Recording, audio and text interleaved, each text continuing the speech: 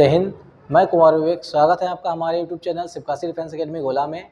आज इस वीडियो को हम यूपीपी कांस्टेबल में पहली बार बैठ रहे बच्चों के लिए लेकर के आए हैं। बहुत सारे मेरे दोस्त, मेरे भाई ऐसे हैं जिनको ये डाउट रहता है, ये नॉर्मलाइजेशन क्या होता है और नंबर कितने क्या होते हैं, पेपर कैसा क्या आएगा, एग्ज़ाम हॉल में हमें जाना है तो वहाँ क्या करना है, OMR को कैसे भरना है, क्वेश्चन पेपर कैसे मिलेगा। तो तरह तरह के क्वेश्चन उनके माइंड में चलते हैं। इस वीडियो को जो भी कैंडिडेट पहली बार देख रहा है वो इसको पूरा देखे, जो पहली बार यूपीपी में बैठ रहा है वो भी उसको पूरा देखे। ठीक, उसके जितने भी क्वेश्चंस हैं सारे डाउट्स क्लियर हो जाएंगे। जितने भी बातें उसके दिमाग में उठ रही हैं, क्या कैसे क्या होगा, हम एक एक चीज़ का सलूशन आपको देने वाले हैं कि क्वेश्चन कितने का सही करें, आप कैसे क्या तुक्का लगाएं या ना भी लगाएं। ठीक, हर चीज़ पर हम बात करेंगे, लेकिन उससे पहले कुछ बेसिक जानकारियां जान लेते हैं जो कि हमारे कोचिंग से स्टार्ट हो जाती हैं। तो चलिए आपको बताते हैं। पहली बात, आप जब भी कोचिंग परिसर में अपने, चाहे कोचिंग में हो या घर पे हो, जब भी आप प्रैक्टिस सेट लगा रहे हो, पहली बात अब आप ऑफलाइन कीजिएगा, ऑनलाइन बंद कर दीजिएगा। आपका अन्य अन्य चैनलों के माध्यम से, एप्लीकेशन से आप उस पर दिया करते थे ST फ़ोन पे, वो आप पूर्णतः बंद कर दीजिएगा। अब आपको प्रैक्टिस सेट लेना है और प्रैक्टिस सेट में आपको पहले तो टाइमिंग कि हमें पहले हिंदी उठानी है, हिंदी को उठाना हमको है 12 से 15 मिनट में उसको फिनिश करके, उसके बाद हमें GS को देखना है, 12 से 15 मिनट में GS को भी फिनिश कर देना है। उसके बाद हमारा तीसरा जो रहेगा वो रहेगा हमारा रीजनिंग, क्योंकि सबसे अधिक स्कोर रीजनिंग का है, क्वेश्चंस जो हैं रीजनिंग के हैं, तो रीजनिंग को हमें करना है। और रीजनिंग को करने के बाद में फिर हमें मैथ के लिए टाइम बचाना है, मैथ करनी है। तो आप ध्यान दीजिएगा करना कैसे क्या है। आप जब भी प्रैक्टिस सेट करें, पहले तो आपको गोले भरने के लिए 10 मिनट का समय बचा लेना है। 10 मिनट का समय आपको बचाना ही बचाना है, क्योंकि आप एग्ज़ाम हॉल में जब बैठेंगे तो आपको ये पता ही नहीं चलेगा कि इस समय 120 मिनट चले गए। समझे बात को? तो आपको ये अभ्यास अभी से करना है। और कुछ बच्चों ने तो अभी प्रैक्टिस सेट लगाया होगा, कुछ बच्चे तो हमारी कोचिंग में ऑफलाइन जो चलती हैं क्लासेस, उसमें तो अभी महीने 1.5 महीने 2 महीने में ज्वाइनिंग ली है। मतलब कुछ बच्चों की मानसिकता ऐसी है कि शायद फार्म निकलेगा, भरेंगे और उसके बाद में कोचिंग बैठ जाएंगे, टॉप कर लेंगे। उनकी नज़र में इलाहाबाद, कानपुर, लखनऊ, मुखर्जी नगर में रुकने वाले बच्चे पागल हैं। जो लाइब्रेरी बैठ रहे हैं 1.5 2 3 4 साल से, वो पागल हैं, लेकिन ये 2 महीने में यूपीपी कांस्टेबल बन जाएंगे। चलिए उसको साइड करते हैं। अब देखते हैं कुछ मेन चीज़ों को, कि जो भी बच्चा पहली बार यूपीपी का एग्ज़ाम देने के लिए जा रहा है तो वो इस बात को बिल्कुल ध्यान रखे, टेंशन नहीं लेना है, प्रेशर किसी चीज़ का भी नहीं लेना आपको है। आपको सिर्फ उस पर भरोसा रखना है जो आपके कोचिंग में आपके टीचरों ने बताया हो, उस पर भरोसा रखना है जो आपने ST देते समय फील किया हो, जो आपने सीखा है। तो चीज़ें वहीं से आसान हो जाती हैं जहाँ से हम चीज़ों को बहुत ज़्यादा परेशानी की नज़र से नहीं देखते, दिक्कत की, टेंशन की नज़र से। हमें देखना है कि हमारा एग्ज़ाम है। पहली बार जो बच्चे पहली बार बैठ रहे हैं वो ये सोचें कि मैं एक्सपीरियंस लेने के लिए जा रहा हूँ। मैं झूठ नहीं बोलूँगा, किसी प्रकार की अतिशयोक्ति नहीं करूँगा, आपसे सत्य बात बोल रहा हूँ कि 2 महीने में किसी का एग्ज़ाम नहीं निकलता। जिन लोगों ने 2-3 महीने से पढ़ाई शुरू की थी वो ये मान के चलें कि मैं एक्सपीरियंस के, अनुभव लेने के लिए जा रहा हूँ, अनुभव के तौर पे मैं वहाँ जा रहा हूँ। तो अनुभव आप लेकर के आइए और उसके बाद में आप नेक्स्ट टाइम के लिए दिल तोड़ के मेहनत कीजिएगा, ठाकुर जी आपका अच्छा करेंगे। अब आपको बता देते हैं कि यूपीपी एग्ज़ाम में क्या क्या चीज़ें कैसे कैसे होने वाली हैं, विशेष तौर से आप लोग इस पर ध्यान दीजिएगा, समझिएगा। पहला मुद्दा हमारा रहेगा ये कि पहला एक, प्रश्न संख्या कितनी है। ठीक, प्रश्न संख्या कितनी है? तो प्रश्नों की संख्या हमारी जो है वो यूपीपी एग्ज़ाम में 150 प्रश्न होंगे। ठीक, 150 प्रश्न है। ठीक है, ध्यान रखिएगा 150। उसमें से आपका 38 नंबर जो होगा, हम यहाँ पे लिखे दे रहे हैं, इस जगह कम है, 38 नंबर में आपसे पूछी जाएगी GS। ठीक, और 39 नंबर में आपसे पूछी जाएगी हिंदी, और 55 नंबर की आपकी पूछी जाएगी रीजनिंग, और 19 नंबर की आपकी पूछी जाएगी मैथ। ठीक, थोड़ा सा अगर इधर उधर हो तो आप देख लीजिएगा, हालांकि यही आपका स्कोर, यही क्वेश्चन आपको आएंगे। प्रश्नों की संख्या के बाद में आपको बता दें कि प्रत्येक प्रश्न आपका 2 नंबर का होगा। ठीक, प्रति प्रश्न आपका 2 नंबर का होगा, इसका विशेष ध्यान दीजिएगा। अगर आप एक क्वेश्चन सही करते हैं तो आपको उसके 2 नंबर मिलेंगे, लेकिन अगर आप 4 क्वेश्चन गलत करते हैं तो इसको भी आगे हम बताएंगे क्या होगा उसमें। तो 2 अंक आपको, दूसरा पॉइंट है हमारा कि अंक कितने हैं, तो 150 का दोगुना हो जाएगा 300, 300 अंक आपको मिलेंगे। 150 क्वेश्चन का पेपर है, 300 नंबर का, प्रति क्वेश्चन 2 नंबर का। समय क्या रहेगा, तो समय आप 120 मिनट भी बोल सकते हैं और इसको 2 घंटे भी बोल सकते हैं। ठीक, समय आपको 2 घंटे, मतलब 150 क्वेश्चन 300 नंबर के आपको 2 घंटे में करने हैं। ठीक, उसके बाद में अगली कंडीशन आपको बता दें, उत्तर जब आपके गलत होंगे, जैसे मान के चलो उत्तर गलत हो रहे हैं या एक से अधिक गलत करने के लिए 1/4 मतलब 1/4 माइनस मार्किंग रहेगी। मतलब अगर आप क्वेश्चन में देखें तो 1/4, अंक में देखें तो 0.5% काट लिया जाएगा। इसका आप विशेष ध्यान रखिएगा। और यहीं से आपकी जो एग्ज़ाम निकलने की तैयारी हो जाएगी। अगर आपने मान के चलिए 30 क्वेश्चन गलत किए हैं, 35 क्वेश्चन, तो आप मान के चलना आप रेस में तो होंगे लेकिन फाइनल तक नहीं। ठीक, उसके बाद आपको ये बता दें कि जो उत्तर प्रदेश पुलिस का आप एग्ज़ाम देने के लिए जा रहे हैं उसमें आपको OMR भरनी होगी। तो OMR के लिए आपको पहली बात 2 पेन लेकर के जाना है। पहला पेन बॉल पेन एक 3 रुपये वाला, दूसरा पेन जो 5 या 10 रुपये का आता है सिर्फ OMR भरने के लिए, ब्लैक, वो आपको लेकर के जाना है, जो आपका समय बचाएगा OMR भरने में।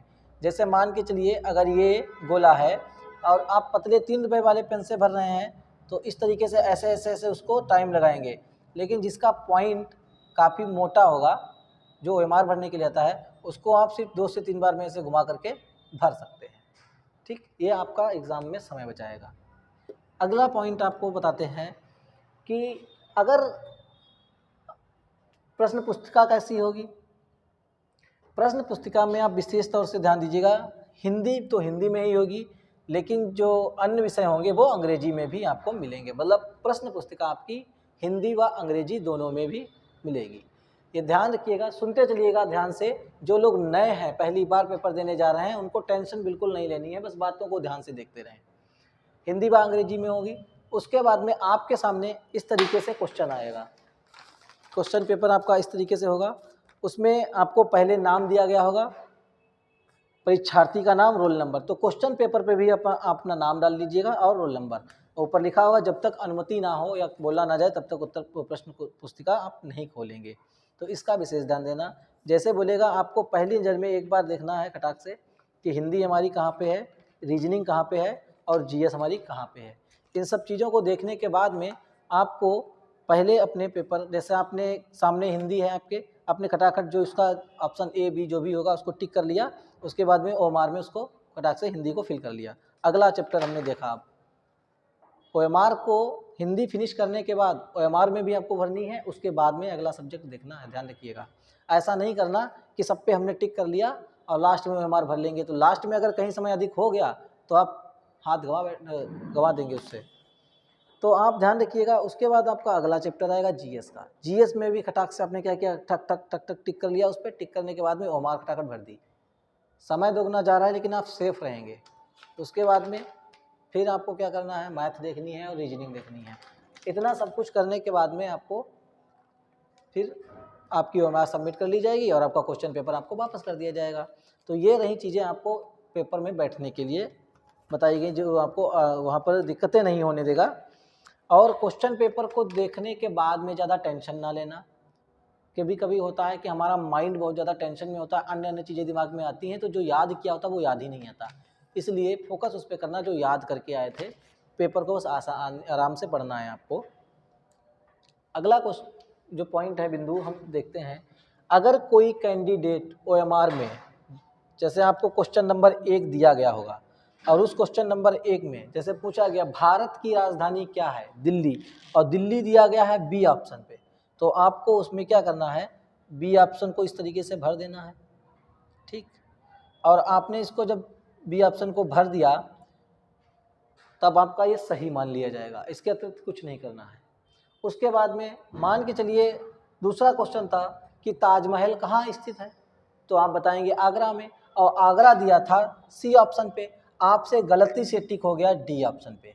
आपने जब डी ऑप्शन पे इसको टिक कर दिया, अब आप मान के चलिए आपको ध्यान है अरे ये तो मैं गलत कर दिया, आपने क्या किया, आपने इसको भी गोल कर दिया, आपने इसको भी गोल कर दिया और इसको काट दिया।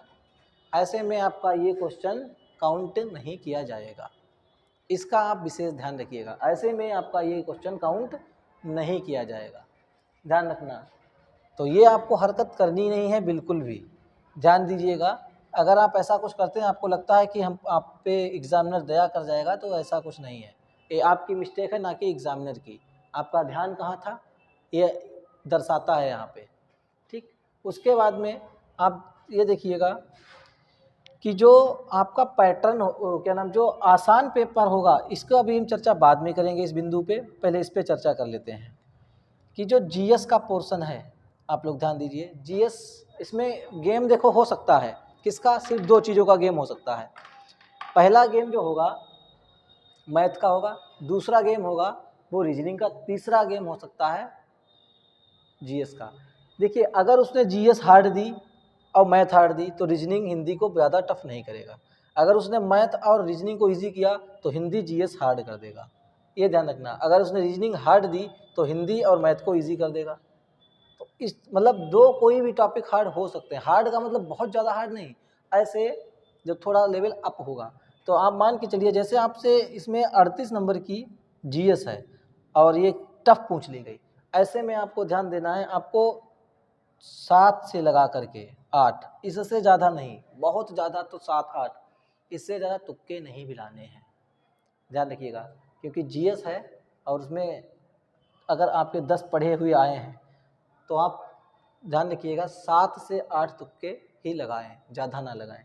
मैथ में आपसे अगर कुछ हुआ है, मान के चलिए आपने अगर 10 क्वेश्चन किए भी हैं तो आप उनको उतना ही रहने दीजिए, इसमें तुक्का लगाने की ज़रूरत नहीं है।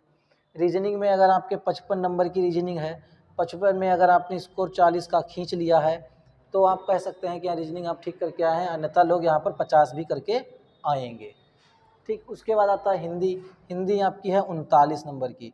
अब आप ध्यान रखिएगा, अगर आपने इसमें 10 उठाए हैं या आपका स्कोर डाउन जा रहा है तो आपको हिंदी और रीजनिंग बचा सकती है, ध्यान रखिएगा। मैथ, हिंदी, रीजनिंग बचा सकती है। इसलिए आपको इसका जो पार्ट होगा 55 नंबर का, इसको कोशिश करना कि हम 50 तक तो खींच करके ही आएँ। 50, 5 क्वेश्चन ऐसे होंगे जिन पे आपको समय नहीं देना है, क्योंकि एग्जामिनर जानबूझ के कुछ क्वेश्चन ऐसे डालता है जिसमें आपका समय खराब हो। अब भाई 150 क्वेश्चन में 150 कोई करके आ जाए, किसी का बाप नहीं करके आएगा, ठीक। उसके बाद यहाँ पर 39 है, तो हिंदी आपको 39 में 35 तो उठाने ही उठाने हैं, इतना ध्यान रखिएगा। जीएस में आपको तुक्का ज़्यादा नहीं भिड़ाना है और ना ही रीजनिंग में तुक्का, मतलब कहीं पर भी ज़्यादा नहीं भिड़ाना है, अन्यथा आपके जो सही हुए हैं वो भी गंवा के चले आओगे, ठीक। जिसमें आपको लगे कि हाँ 80% चांस हैं इसके सही होने के, तब आप कर सकते हो। दूसरी एक चीज़ आपको बता दें कि ए ऑप्शन है, बी ऑप्शन, सी ऑप्शन, इस पर ध्यान दीजिएगा। आप एलिमिनेशन ट्रिक का भी इस्तेमाल कीजिएगा। जैसे आपसे पूछ लिया जाए कि मान के चलो आगरा के ताजमहल के बारे में पूछ लिया, या पूछा दुधवा नेशनल पार्क किस ज़िले में है, ठीक। उसने पूछा दुधवा नेशनल पार्क किस ज़िले में है, तो उसने यहाँ पर दिया एलएमपी लखीमपुर, यहाँ दे दिया सीतापुर, और यहाँ दे दिया बरेली, और यहाँ पर उसने दे दिया बहराइच, ठीक। अब आप ध्यान दीजिएगा, आपको ऑप्शन एलिमिनेट कैसे करना है। पहली बात तो आपको ये देखना है कि सीतापुर में कौन सा वन पड़ता है, ठीक। दुधवा नेशनल पार्क हमारे लखीमपुर खीरी का, उत्तर प्रदेश का राष्ट्रीय उद्यान है, तो आपको इन चीज़ों में एलिमिनेट करना है, ठीक। या फिर मान के चलिए अभी उसने आपसे कह दिया जयपुर किस राज्य की राजधानी है, जयपुर किस राज्य की राजधानी है, तो उसने एक ऑप्शन दिया यूपी, एक ऑप्शन दिया दिल्ली, और एक दे दिया राजस्थान, और एक ऑप्शन दे दिया उसने गुजरात, ठीक। इसमें आपको विशेष ध्यान देना है। हमें नहीं याद है, पढ़ा तो है लेकिन याद नहीं है कि जयपुर कहाँ की राजधानी है, तब हम ऑप्शन एलिमिनेशन ट्रिक का इस्तेमाल करेंगे। कैसे? क्योंकि यूपी की हो नहीं सकती, लखनऊ है, हमें याद होगा, एलिमिनेट हो जाएगा, तो ये नहीं हो सकता। उसके बाद दिल्ली तो केंद्र शासित प्रदेश है, तो इसका कैसे भी नहीं हो सकता। अब रह गया गुजरात और राजस्थान, तो गुजरात की है गांधीनगर, गुजरात की गांधीनगर है, तो ये नहीं हो सकता। तो हमको याद नहीं था, लेकिन क्वेश्चन हमारा सही हो गया। ये एलिमिनेशन ट्रिक आपको रीजनिंग में भी, हिंदी में भी और जीएस में भी करनी है, इसका आप विशेष ध्यान देना। खासकर इसको आप लोग समझिएगा जो नए बच्चे हैं, ठीक, जो पहली बार बैठ रहे हैं। उसके बाद में आपसे बताया जाए, अगर आप 115 क्वेश्चन ओबीसी 115 क्वेश्चन आपके ठीक ठीक हो रहे हैं, तो आप ध्यान रखिएगा आपका सिलेक्शन है। 115 से 120 तक सिलेक्शन है, क्योंकि कह सकते हैं कि अतिशयोक्ति कर रहे हैं या बड़ा चढ़ाकर या बहुत ज़्यादा हाई बता दिया, लेकिन जिस प्रकार से वैकेंसी हैं और जिस प्रकार से फार्म पड़े हैं, ठीक, उनको देखने के बाद में और जिस तरीके से बच्चा लगा हुआ है तैयारी में, उसको देखने के बाद में ये मेरिट कुछ भी नहीं है। आपको लगता है कि कोई क्या नाम, कुछ बच्चे तो बहुत बच्चे तो ऐसे बैठे हैं जो अभी इंटर पास किए हैं, बहुत बच्चे तो ऐसे हैं जो 1 साल पहले पढ़ाई बंद कर चुके थे, अब 2 महीने से कर रहे हैं। तो उनकी तो छोड़ो, उनका ख्याल करो जो पीसीएस के लिए बैठा था, पीसीएस की तैयारी कर रहा था, वो लोग, उन लोगों ने भी फार्म डाला है, तो आपका कंपटीशन इनसे भी है। ये आप बिल्कुल भूल जाइए। अगर उन्होंने मैथ नहीं छुई है तो वो जीएस, रीजनिंग, हिंदी को ऐसा उठा के रखेंगे, क्योंकि पीसीएस के लिए आपको सीसेट की तैयारी करनी पड़ेगी, आईपीएस वगैरह के लिए, यूपीएससी के लिए। उसमें का भी बंदा अगर कोई प्रिपरेशन कर रहा था वो बैठ गया ना, तो ध्यान रखिएगा बिल्कुल छान जाएगा, इनको कुछ नहीं है। जो लोग यूपीपी की तैयारी कर रहे हैं उनको लगता है कि इतना ही बहुत है हमारे लिए, इसमें हो जाएगा, लेकिन जो आगे की तैयारी कर रहा था उसको अच्छे से पता है कि हम कहाँ पर मात खा सकते हैं। तो याद रखिए, कोई भी मतलब बहुत ज़्यादा संपूर्ण ज्ञान नहीं प्राप्त कर चुका है अभी तक, कोई ऐसा नहीं है जो सर्वज्ञ है। हर किसी में थोड़ी ना थोड़ी, कहीं ना कहीं कमियां होती हैं, कोई ना कोई कमी ज़रूर होती है। आप लोगों को ईगो नहीं लाना है कि हमारा सिलेबस कंप्लीट हो गया है, हमसे सब कुछ हो जाएगा। आपको सिर्फ ये मन में विश्वास रखना है कि मैंने जो तैयारी की है और मैं जो टेस्ट दे रहा हूँ, अगर उसमें मेरे अच्छे नंबर आ रहे हैं तो ठाकुर जी मुझे इस बार 2024 में वर्दी दिलाएंगे। लेकिन अगर आपके नंबर ठीक नहीं आ रहे हैं तो आप अपने आप को धोखा मत दीजिए, परिवार वालों को धोखा मत दीजिए। इस तैयारी को कंटिन्यू रखिएगा नेक्स्ट टाइम के लिए। कुछ बच्चों का एसएससी जीडी भी लगा हुआ है, तो एसएससी जीडी वाले भी ध्यान रखें कि 17 से 18 में आपका जैसे पेपर हो जाएगा, आप ऑनलाइन टेस्ट देना स्टार्ट कर दीजिएगा कंटिन्यू। कुछ बच्चों के पास बहुत अच्छा सुनहरा मौका मिल गया है पेपर देने का, एसएससी जीडी का भी और यूपीपी का भी। 17-18 में वो यूपीपी का देंगे और 20 के बाद में जीडी शुरू है, तो कुछ का तो मार्च में लगा होगा, तो इसको भी आपको ध्यान रखना है। उसके बाद में आप लोग एक चीज़ ध्यान रखिएगा कि अगर यहाँ पर जीएस, ध्यान दीजिएगा, विशेष तौर से इस बात पे ध्यान दीजिए, अगर यहाँ पे जीएस है और जीएस के आप जिस शिफ्ट में बैठे थे उस शिफ्ट का पेपर आसान आया था, ठीक, उस शिफ्ट का पेपर कैसा आया था, आसान आया था। हम यहाँ पर लिख देते हैं मिला करके, ठीक, उस शिफ्ट का पेपर आसान आया, ठीक। अब इस आसान पेपर में मान के चलिएगा कोई बच्चा, कुछ बच्चे बैठे हुए थे, एक बच्चे ने क्या किया, उसने 100 क्वेश्चन कर लिए, 100 क्वेश्चन किए, एक ने 90 किए, ठीक, एक ने 110 किए। तो इन तीनों को नंबर किस हिसाब से मिलेंगे आप ध्यान रखना। अगर शिफ्ट आसान थी और तुक्का किसी ने कस के भिड़ाया है तो नंबर कट जाएंगे, ध्यान रखना, नंबर काट लिए जाएंगे, क्योंकि शिफ्ट आसान थी फिर भी आपने तुक्का भिड़ाया, इसका मतलब आप दूसरे को खतरे में डाल रहे हो, आपके नंबर काट लिए जाएंगे। लेकिन शिफ्ट आसान थी फिर भी आपने 90 किए, आपसे 90 हो पाए हैं, तुक्का नहीं लगा है, 90 ही सही है, तो आपके नंबर बढ़ सकते हैं। ये चीज़ विशेष तौर से ध्यान रखना। अगर आपने तुक्का नहीं लगाया, शिफ्ट आसान थी, गलत आपके बहुत कम है नाम मात्र को, तो यहाँ पे नंबर बढ़ सकते हैं।